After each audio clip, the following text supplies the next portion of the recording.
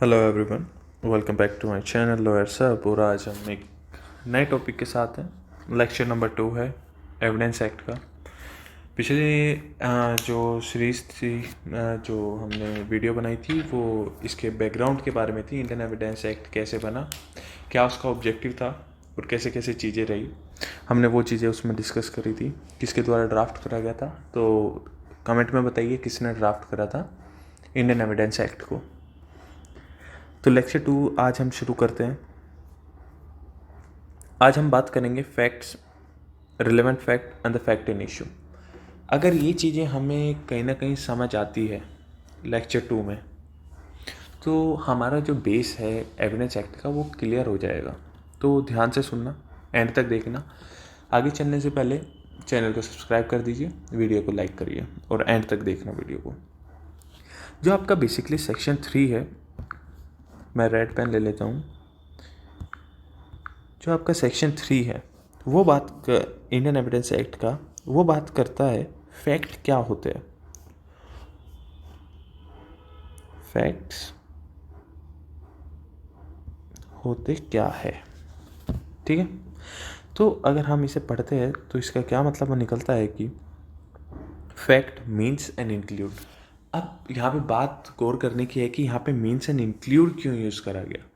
Means and include इसलिए हुआ क्योंकि ये जो डेफिनेशन है ये अपने आप में पूरी तरीके से कंप्लीट है और ये मतलब कि इसमें आपको ऐड ऑन करने की ज़रूरत नहीं पड़ेगी।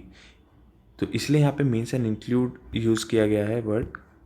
फिर फर्दर बात करते हैं। दो क्लोजेज यहाँ पे दिए गए हैं सेक्शन 3 में फैक्ट का मतलब समझाते हुए। सबसे पहला है anything, state of thing, relation of thing, capable of being perceived by our senses. Fact सिर्फ ऐसे नहीं होंगे जो हम देख सकें, जो हम महसूस कर सकते हैं। हमारी सेंसेस उन ऐसे फैक्ट को या ऐसे सिचुएशन को महसूस कर सकती है, रिलेशन ऑफ थिंग्स को महसूस कर सकती है, तो वो भी फैक्ट की डेफिनेशन में इंक्लूड होगा। सेकेंडली क्या बात होती है, any mental condition which person is conscious. For example, अगर मुझे किसी पर्सन की मेंटल कंडीशन के बारे में पता है, जैसे फॉर एग्जांपल कोई क्राइम करके आया है या कोई क्राइम करने जा रहा है और मुझे उसकी मेंटल कंडीशन या मुझे उसकी नॉलेज के बारे में पता है, मुझे उसकी इंटेंशन के बारे में पता है, तो वो फैक्ट कंसिडर करा जाएगा। इससे पहले जैसे state of anything, state of mind, relation of thing, capable of being perceived by our senses. अब यहाँ पे एक और चीज़ आ जाती है। मैं कहीं से जा रहा था, अब मुझे लगा कि भाई यहाँ पे तो आग लगी हुई है, तो मैं उसे सूंघ कर बता सकता हूँ कि हाँ भाई आसपास आग लगी हुई है। तो ये क्या है, ये एग्जांपल है कि मतलब किस तरीके से fact perceived by our senses fact की डेफिनेशन में इंक्लूड होगा। तो फैक्ट की डेफिनेशन में आपने दो चीज़ देख ली, एनीथिंग, स्टेट ऑफ थिंग और relation of thing capable of being perceived by our senses. And secondly आपने देखा कि any mental condition of which person is conscious. फिर आता है फर्दर, हम इसकी बात करते हैं। मैं इसे लेता हूँ ब्लू पेन से। Fact means an existing thing, कोई ऐसी चीज़ जो एग्जिस्ट करती हो, फैक्ट वो है। जो फैक्ट है वो सिर्फ आपके टेंजिबल या विजिबल चीज़ों तक लिमिटेड नहीं है। वो आप अगर कोई ऐसी चीज़ है, कोई जैसे यहाँ पे ऊपर बात करी हमने कि मेंटल कंडीशन, तो मेंटल कंडीशन को आप किसी की देख तो सकते नहीं, लेकिन आप महसूस ज़रूर कर सकते हैं। तो ये चीज़ें हैं कि ये सिर्फ टेंजिबल या विजिबल चीज़ों तक लिमिटेड नहीं है, इसका स्कोप बड़ा है।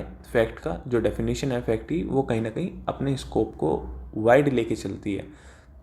फर्दर हम बात करते हैं, कोई भी स्टेटमेंट या ओपिनियन, फीलिंग या स्टेट ऑफ माइंड जो होगा वो फैक्ट की कैटेगरी में इंक्लूड होगा।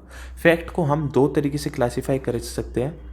सबसे पहला आएगा physical and the psychological fact, and the second is positive and the negative fact. Positive and negative fact are those fact which shows that something has occurred, it is known as positive fact, and which revert or which shows that a particular act has not been occurred or happened, it is negative fact. Further अगर हम बात करते हैं, एक यहाँ पे line बड़ी use होती है, ये आप ध्यान रखिए कि every fact which is legally relevant is also logically relevant but not vice versa. Every fact which is legally relevant is also logically relevant but not vice versa. अगर कोई फैक्ट लीगली रिलेवेंट है तो वो logically relevant भी होगा, लेकिन अगर कोई फैक्ट लॉजिकली रिलेवेंट है तो ज़रूरी नहीं है कि वो लीगली रिलेवेंट भी हो। सेकंड डेफिनेशन अब हम देखते हैं कि रिलेवेंट फैक्ट क्या होते हैं। ये भी बड़ी ज़रूरी है क्योंकि इसका कम से कम ये मान के चलिए, जब मैंने पिछली वीडियो में आपको एक डिवीज़न बताया था कि एविडेंस एक्ट जो है आपका 1872 किस तरीके से डिवाइडेड है, तो उसमें जो फर्स्ट पार्ट है वो रिलेवेंसी ऑफ फैक्ट के बारे में बात करता है। तो आप सबसे पहले ये जानिए कि रिलेवेंट फैक्ट आखिर होते क्या है। रिलेवेंट फैक्ट देखते हैं। One fact is said to be relevant to another. एक फैक्ट को दूसरे फैक्ट से रिलेवेंट तब कहा जाएगा जब वो दूसरे फैक्ट से इस तरीके से कनेक्टेड होगा जिस तरीके से रिलेवेंसी ऑफ फैक्ट के जो सेक्शन है हमारा या पार्ट है उसमें बताया गया है, जो 5 से 55 तक चलता है। ध्यान रखने की बात है। इसमें एक फेमस केस है आर वर्सेस रिचर्डसन का 1998 का केस है, जो आपकी बटुकलाल की बुक है उसमें काफ़ी अच्छी तरीके से इस केस को डिस्क्राइब करा गया है। तो मैं सजेस्ट करूँगा कि अगर आपके पास बटुकलाल जो बुक है वो नहीं है तो आप ले लें, क्योंकि मैंने बहुत सारी बुक रेफ़र करके देखी है, पढ़ के देखी है, तो मुझे तो बेस्ट जो बुक लगी वो बटुकलाल लगी एविडेंस लॉ पे। तो आप उस चीज़ को उस बुक को रेफ़र कर सकते हो, उसमें ये केस दिया गया है, आप पहले उसे पढ़ के देखना, काफ़ी अच्छा और इंटरेस्टिंग केस है। फिर हम फर्दर बात करते हैं until and unless a fact is legally relevant it is not admissible। एक फैक्ट है लॉजिकली रिलेवेंट है लेकिन वो हमारे एविडेंस एक्ट ने लीगली रिलेवेंट नहीं बनाया हुआ। जो हमारा पार्ट है एविडेंस एक्ट का जो कि रिलेवेंसी ऑफ फैक्ट की बात करता है, उसके अंडर वो जो लॉजिकल फैक्ट हम यहाँ पे डिस्क्राइब कर रहे हैं वो नहीं आता है, तो वो एडमिसिबल नहीं होगा कोर्ट में। सिर्फ लीगली रिलेवेंट फैक्ट एडमिसिबल होते हैं कोर्ट में, ये ध्यान रखने की बात है। फिर फर्दर बात करते हैं फैक्ट इन इशू क्या होता है। फैक्ट इन इशू क्या होता है, बेसिकली मैं रेड पेन ले लेता हूँ। फैक्ट इन इशू ये हम बात कर रहे हैं यहाँ पे। इट मीन्स एंड इंक्लूड, ये जो मैंने आपको बताया कि means and include, it is complete definition in it self. Any act from which, कोई भी एक्ट जिसके द्वारा इधर बाय इटसेल्फ और in connection with other fact the existence, non existence, nature or extent of any right, liability or disability asserted or denied by any suit or proceeding.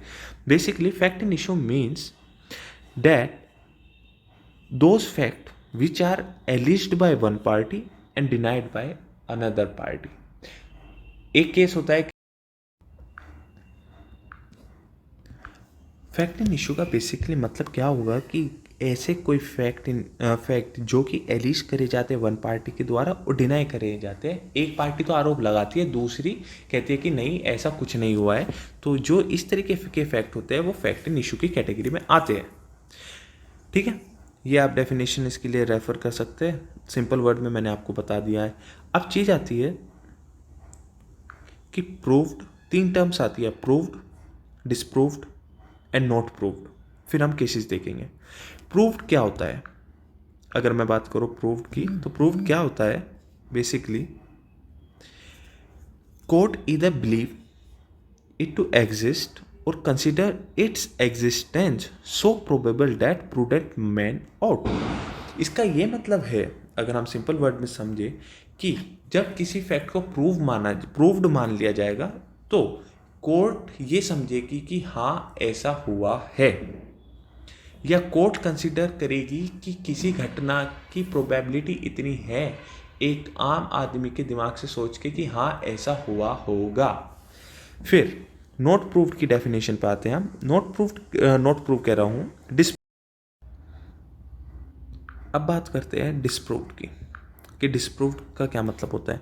Disproved का basically क्या होता है, court जब believe करती है कि कोई फैक्ट नहीं हुआ है, it doesn't exist or consider it's non existence so probable that a prudent man ought। Basically क्या मतलब है कि जब कोर्ट ये समझे कि कोई फैक्ट जो पार्टी ने बताया है वो हुआ नहीं है, तो वो डिसप्रूव की कैटेगरी में आ जाएगा। फिर आखिरी में आते हैं हम not proved. Neither proved no disproved, ऐसे फैक्ट ना तो प्रूव करे गए हो, ना तो वो प्रूव्ड हुए हो, और ना ही डिसप्रूव करे गए हो, तो वो कैटेगरी आ जाएगी नॉट प्रूव्ड की। इसमें हम बेसिकली अब बात करेंगे केसेस के बारे में। 2 केसेस हमें देखने को मिलते हैं जो कि काफ़ी इंपॉर्टेंट है, इन्हें अपने नोट्स में नोट डाउन कर लेना आप। सबसे पहला केस आता है M Narasimha Rao versus state of, wait a minute, Andhra Pradesh 2001। ये इंपॉर्टेंट केस था। इसमें क्या करा, सुप्रीम कोर्ट ने क्या हेल्ड करा कि fact depend upon the degree of possibility. Secondly case आया Vijay Singh versus state of UP 1990 का केस था, लैंडमार्क केस था। इसमें कहा गया नॉट प्रूव्ड क्या होगा, नॉट प्रूव्ड एक ऐसी कंडीशन होगी जो कि एग्जिस्टेंस या नॉन एग्जिस्टेंस ऑफ फैक्ट पे डिपेंड करेगी किसी भी पर्सन के माइंड पे। एक ऐसी सिचुएशन जो कि ये साबित करती हो कि कोई जो फैक्ट है ना तो वो प्रूव करा गया और ना वो डिसप्रूव करा गया, मतलब कि उसकी एग्जिस्टेंस और नॉन एग्जिस्टेंस जो है वो पता ना लगाई जा सकी हो, वो नॉट प्रूव की कैटेगरी में आ जाएगा। ये हेल्ड हुआ आपके Vijay Singh versus state of UP 1990 का केस था। थैंक यू, आज के लिए बस इतना ही। आप फॉलो करते रहिए। अब मैं इसकी 3rd सीरीज़ लाऊंगा और 3rd सीरीज़ में हम फर्दर डिस्कस करेंगे कि किस तरीके से रिबर्टेबल और इरिबर्टेबल चीज़ें चलती है आपके एविडेंस एक्ट में, जैसे कि शैल presume, may presume and the conclusive proof. अगली सीरीज़ में हम वो बात करेंगे।